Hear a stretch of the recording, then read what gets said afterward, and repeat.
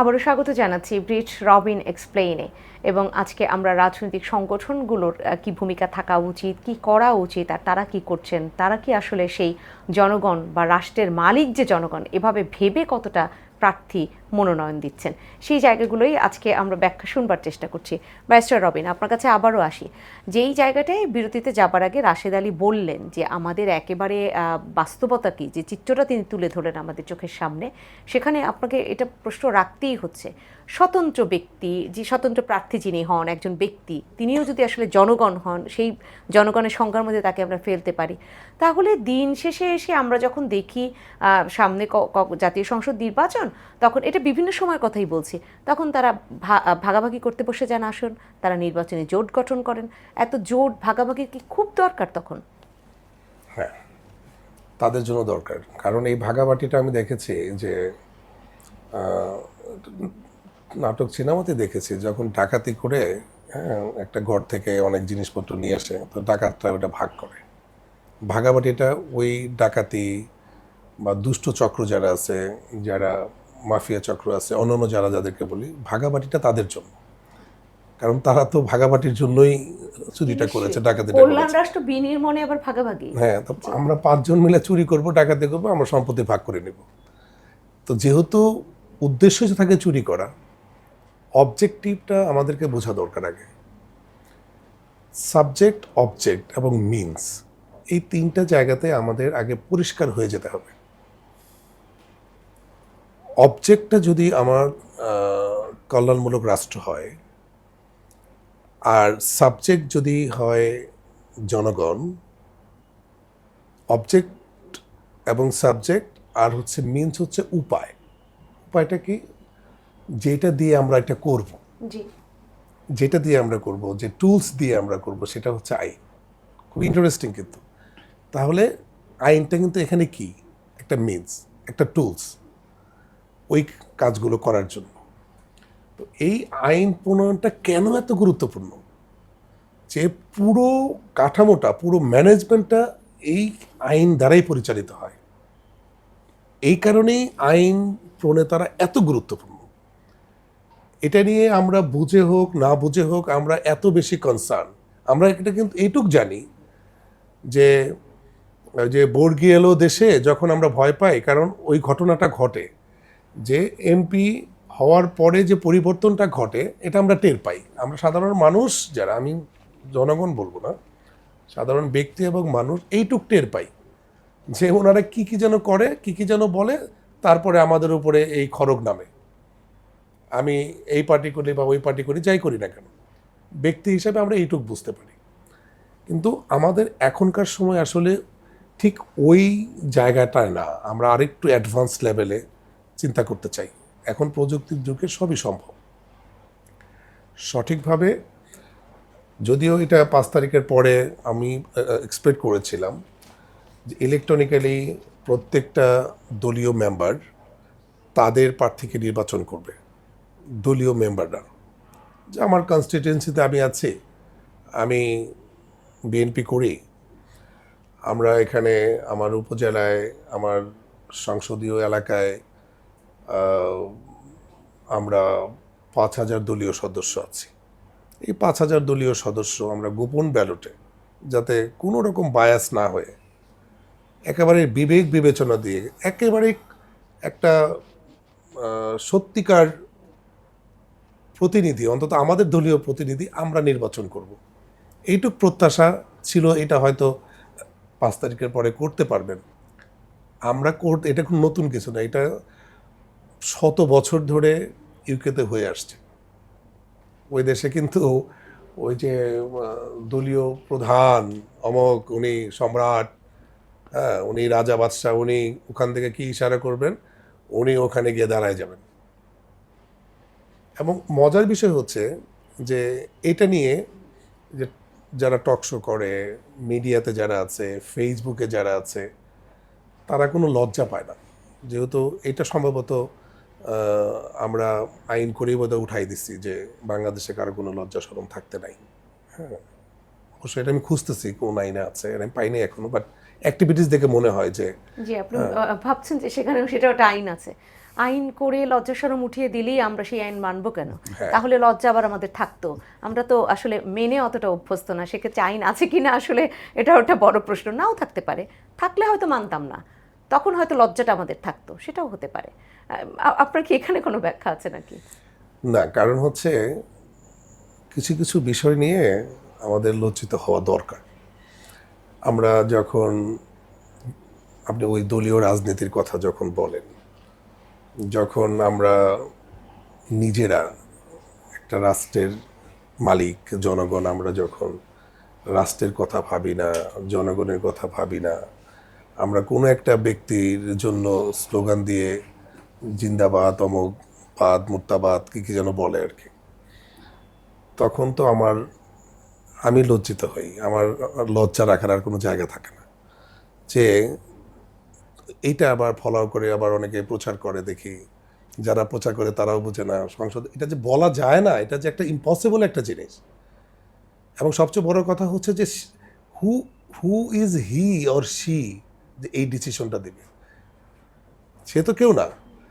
আর দলের নেতাই বা কি বলে যে কে মনোনয়ন পাবে কে পাবে না, এটা দেওয়ার অধিকার কি সেও লজ্জা পাচ্ছে না। মানে লজ্জা শরমটা যে ডিকশনারি থেকে উঠে গেছে সেও, কারণ এটা তো একটা প্রসেস আছে, ডেমোক্রেসি প্রসেসে একজন প্রার্থী কিভাবে মনোনয়ন পাবে এটা তো সুনির্দিষ্ট করা, এটার দায়িত্ব তো দলীয় প্রধানের না। এবং দলীয় প্রধান যে নির্বাচিত হবেন সেটাও তো দলীয় প্রধানের কথা মতো হবে না, এটাও তো গ্রাসরুট লেভেল থেকে প্রত্যেকটা ওই যে রাজনৈতিক দলের সদস্য, যেটা আমরা এটাকে ব্যাখ্যা করেছি রাজনৈতিক দলের সদস্য হওয়ার পূর্ব শর্তগুলো কি, ওই সদস্য নির্বাচন করবে। কিন্তু আমাদের দেশের এই বেহায়া নেতাগুলো নিজেই নিজে নেতা এবং সে নিজেই সব কিছু ঠিক করে দিচ্ছে। মজার বিষয় হচ্ছে এইটা প্রতিরোধের জন্য কোনো আইন নাই। এই জায়গাটা হচ্ছে সবচেয়ে বড় চ্যালেঞ্জ। আমরা ওই আইন প্রণয়নকারী যদি পেয়ে যাই এবং তারা যদি এরকম স্বচ্ছ একটা আইন প্রণয়ন করে তাহলে সব ঠিক হয়ে যাবে। যদি পেয়ে যাই, আর যদি না পাই, আমি রাশেদ আলী আপনাকে একটু শুনতে চাই।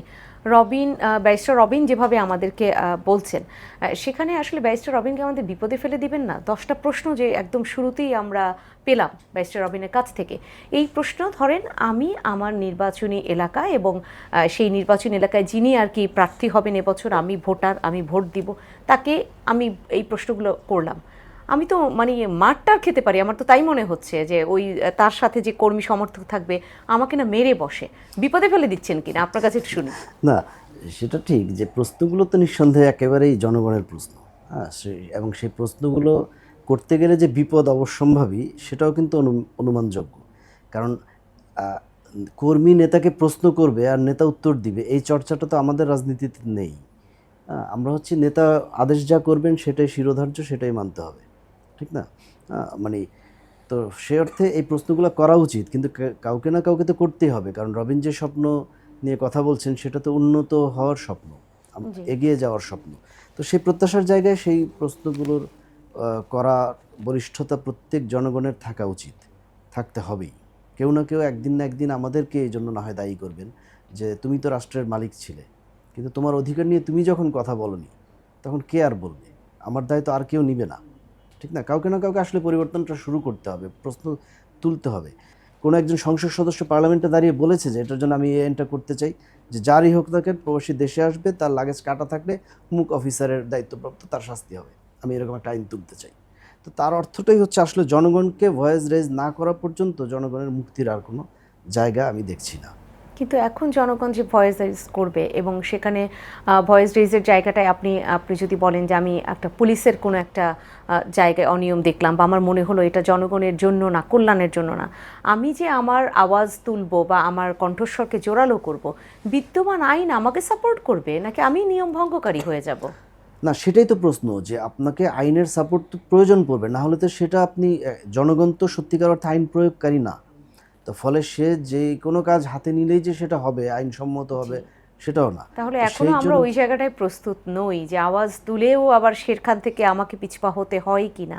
আওয়াজ তুলতে হবে যেন আমাদের সেই রকম জনপ্রতিনিধি নির্বাচিত হন এবং সেই জনপ্রতিনিধি আইন করে জনগণকে সেই ক্ষমতায়নটা করেন, সেটাই হচ্ছে আমাদের প্রত্যাশা। জি, তাহলে ব্যারিস্টার রবিন, কণ্ঠস্বর জোরালো করব, আমি সচেতন। আপনি আগে যেগুলো বলেছেন সব কিছুই মেনে নিলাম, আমি জনগণ কিনা সেটা যাচাই করলাম, আমি সব জায়গায় নিজেকে যাচাই বাছাই শেষে আমার এখন কণ্ঠস্বর জোরালো করা দরকার, আমি করলাম। কিন্তু আমি সাপোর্ট পাবো কিনা, এই জায়গায় আমাকে সুরক্ষিত কে করবে? জনগণ আসলে বিচ্ছিন্ন আমরা করে ফেলেছি, ব্যক্তি মানুষ এবং জনগণকে এক করে ফেলেছি, সরকার রাষ্ট্রকে এক করে ফেলেছি। এগুলো আমাদের আলাদা করে ভাবতে হবে। আমরা যদি আলাদা করতে পারি, যেমন সোসাইটিও যেমন আলাদা হয়ে যায়, আমরা অন্ততপক্ষে এই সময়টাতে যদি আমরা সত্যিকার একজন জনগণ পাই, জনগণের অংশ পাই, জনগণের প্রতিনিধি পাই, এবং তাকে যদি আমরা আইন প্রণয়নের জন্য প্রেরণ করতে পারি, কারণ আইন ভেঙে তো আর একটা রাষ্ট্রের সত্যিকার বিনির্মাণ সম্ভব না, এটা তো অশান্তি হয়ে যায়। একটা বিপ্লব হয়, যে বিপ্লব আমরা হয়তো করেছি, সংগঠন করেছি, এটা করা যেত। আমি বারবার বলে আসছি যে, যেটা একটা প্রশ্নই কিন্তু আপনার ওখানে আছে, যে যত ধরনের আইন বর্তমান পর্যন্ত আছে, বলতে গেলে জনগণের কল্যাণের জন্য কোনো আইন নাই এখানে। তাদের নিয়ন্ত্রণের জন্য আছে, নির্যাতনের জন্য আছে। সঠিকভাবে কতটুকু পেরেছে জানি না, আমি সেকশন ধরে বলতে পারি। সেটা হলো যে সব রক্ষা অ্যাক্ট, কর্মচারীদের রক্ষা অ্যাক্ট, রেজিস্ট্রারদের রক্ষা অ্যাক্ট, তাদের যে ডিসক্লেইমার, তাদের যে ইনডেমনিটি, মানে যত অপকর্মই করুক না কেন, তাকে ইভেন পরবর্তীতে এসএসসিতে একটা ফাঁকি দিল, যত দুর্নীতি করুক একটা সরকারি কর্মচারীর বিরুদ্ধে অ্যাকশন নিতে হলে চোরের বড় ভাইয়ের পারমিশন নিতে হবে। যিনি 1 টাকা খেয়েছেন আর 2 টাকা তার বসকে দিয়েছেন, তার পারমিশন নিতে হবে ওই ছোট চোরকে ধরার জন্য। মানে কেমন ভয়াবহ রকম আইন হয়, এগুলো আমি বলবো নি পরে, এগুলো নিয়ে তো ছোট ছোট অনেকেই হয়তো বিতর্ক করবে। এই জন্য বললাম যে আইন দুর্নীতি প্রতিরোধের জন্য যেমন কোনো ব্যবস্থা করা হয় নাই, প্রতিকারের জন্যও সত্যিকার অর্থে কোনো ব্যবস্থা এখন পর্যন্ত নাই। প্রচলিত আইনে আপনার কোনো কর্মচারীকেই জনকল্যাণে বাধ্য করার কোনো আইন নাই। জনগণকে নির্যাতন করার জন্য হাজারো তাদের আইন আছে, হাজারো। আমি সেটা একটা একটা করে বলবো না। এই জায়গাটাতে আমি ওই আইন প্রণেতাকে চাই, যিনি আমাদেরকে নির্যাতনের জায়গা থেকে সেবার জায়গায় অন্তত পক্ষে আইনের মাধ্যমে পৌঁছে দেবেন। রাশেদ আলী, আপনার কাছে আরেকটু শুনতে চাই যে কি অবস্থা। আমি বারবারই আপনার কাছে আসছি কারণ আপনি ভোটার, এবং সেই জায়গায় সামনে যে ত্রয়োদশ জাতীয় সংসদ নির্বাচন, এখন যেভাবে বলছি আমরা যে আমরা সক্ষম হব, আমরা সেই সফলতা অর্জন করব, নাই তো সেই পরিস্থিতি এখনও। যদি এই এক প্রেক্ষাপটে বলি, এই ত্রয়োদশ জাতীয় সংসদ নির্বাচনকে সামনে রেখে, তাহলে আসলে কতটুকু সম্ভব? আমাদের সামনে একটা বড় সুযোগ ছিল। অতীতের ভুলগুলোকে সংশোধন করে এগিয়ে যাওয়ার একটা বড় পথ আমাদের সামনে উন্মোচিত হয়েছিল বলছি অতীত ফর্মে, আমি কথাগুলো বলছি পাস্ট ফর্মে, এই কারণে যে সে সুযোগ আমার এখন পর্যন্ত মনে হচ্ছে আমরা সেভাবে নিতে পারিনি। আপনি বলছিলেন যে আমরা অনেকগুলো রাজনৈতিক দলকে দেখেছি যারা প্রার্থী ইতিমধ্যেই মনোনয়ন দিয়েছে, কিন্তু সেই প্রার্থীর মনোনয়নের যে প্রক্রিয়াটা আমরা দেখলাম, সেখানে কিন্তু এই স্বচ্ছতাগুলো নেই। এই যে দেশপ্রেম, ত্যাগ, এইসব মূল্যায়নগুলো হয়নি। তো তার অর্থ এই নয় যে এখনও আমরা হতাশ হব। আমরা বিশ্বাস করব যে আগামী নির্বাচনের আগেই প্রত্যেকটা দল তাদের প্রার্থীর সম্পদ, প্রার্থীর অতীত কর্মকাণ্ড এবং ভবিষ্যতের যে পরিকল্পনা, প্রতিশ্রুতি, সেগুলোকে একেবারেই স্পষ্ট করবে।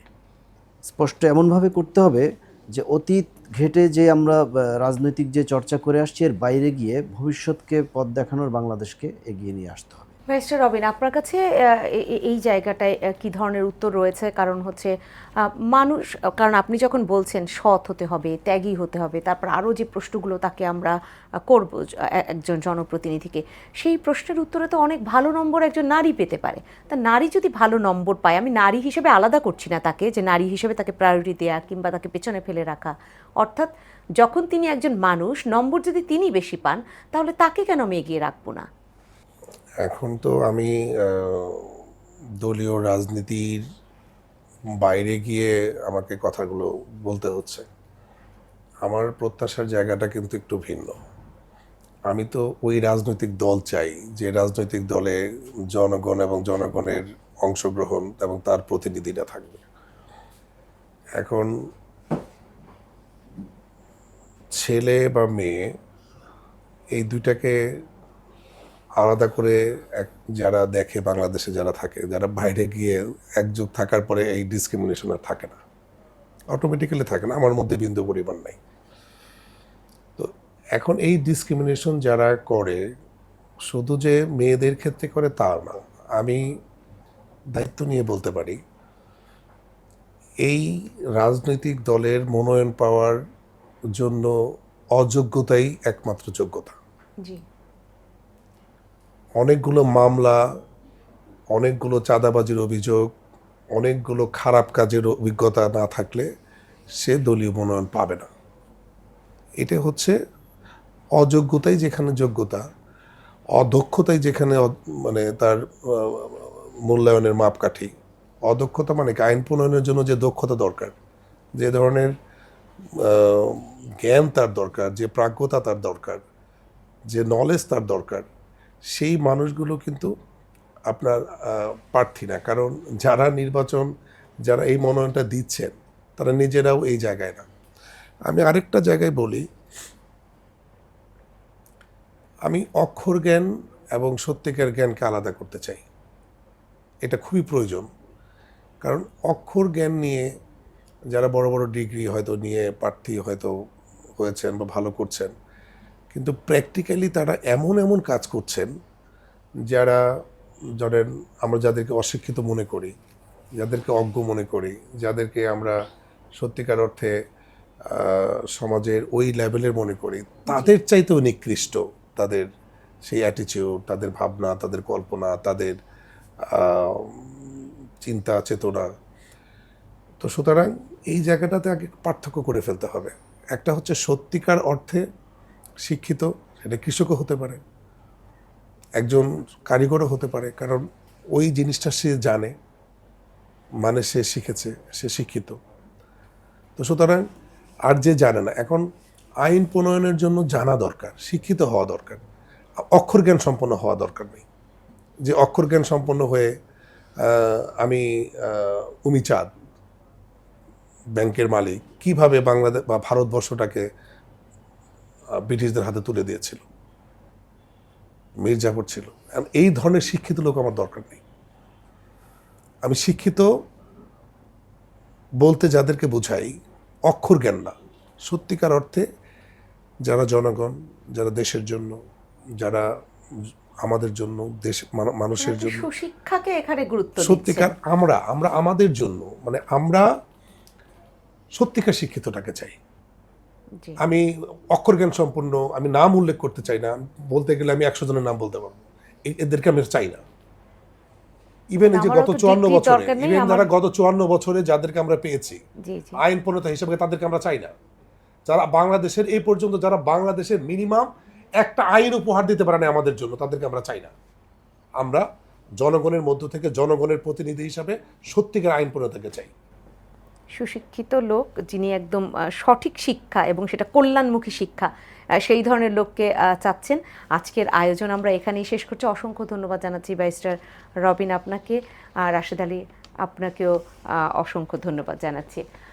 দর্শক, আজকের আয়োজন এখানে শেষ করছি। আজকে আমরা যে ব্যাখ্যাগুলো পেলাম বা যে বিষয়গুলো জানলাম, নিঃসন্দেহে আমরা আরও অন্যান্য বিষয় ব্যাখ্যা জানবো। আপনার মনে হতে পারে এই মৌলিক বিষয়গুলোতে আমার ভূমিকা কী, আপনার এই বাগাড়ম্বর মনে হতে পারে এই আলোচনাগুলো, কিন্তু সেটা একদম প্রাথমিক পর্যায়ে। আপনি যদি একটু ভাবতে শুরু করেন, আপনার মননের জায়গাটায় যদি আপনিই নিয়ে যান যে সত্যিকার অর্থে আমার ভূমিকা কত বড়, কারণ আমি তো জনগণ, তাহলে এই আলোচনা আপনার জন্যই। এছাড়াও একেবারে ব্যক্তি পর্যায়ে নানান ধরনের অসুবিধা, নানান ধরনের যে সম্মুখীনগুলো আমাদের হতে হয়, মুশকিলের মধ্যে পড়তে হয়, সেই জিজ্ঞাসাগুলো আপনাদের মনে প্রতিনিয়ত হয়তো ঘুরপাক খায়। আপনারা কিন্তু সেই প্রশ্নগুলো আমাদের এখানে করে রাখতে পারেন। আমরা আপনাদেরকে একটা হোয়াটসঅ্যাপ নাম্বার দিয়ে দিব এবং সেই অ্যাপে যোগাযোগ করে আপনারা জানিয়ে রাখবেন। আমরা পরবর্তী পর্বগুলোতে সেই আয়োজনগুলোও সাজাবো। শুধু একেবারে মৌলিক বিষয়গুলোই নয়, ছোটোখাটো ব্যক্তি পর্যায়ের বিষয়গুলো নিয়েও আমরা এখানে আলোচনা করব। এবং এমনও হতে পারে আপনাদের মধ্য থেকে কাউকে কাউকে আমরা ডেকেও নিব, আমাদের এখানে অতিথি করব, যাতে আপনারা শেয়ার করতে পারেন আপনাদের সেই যদি বলি বাজে অভিজ্ঞতা, সেখান থেকে যেন আবার আশা জাগিয়ে তথ্য নিয়ে আপনারা ফিরতে পারেন, সেই ব্যবস্থাও রয়েছে। আপনারা এখন এই মুহূর্তে হোয়াটসঅ্যাপ নাম্বারটা লিখে নেন, আমি বলেও দিচ্ছি, এবং নিঃসন্দেহে এটা আপনারা টিভি স্ক্রলেও দেখতে পাবেন। হোয়াটসঅ্যাপ নাম্বার হচ্ছে 0133988449। আমি আরও একবার বলছি আপনাদের সুবিধার্থে, 0133988449।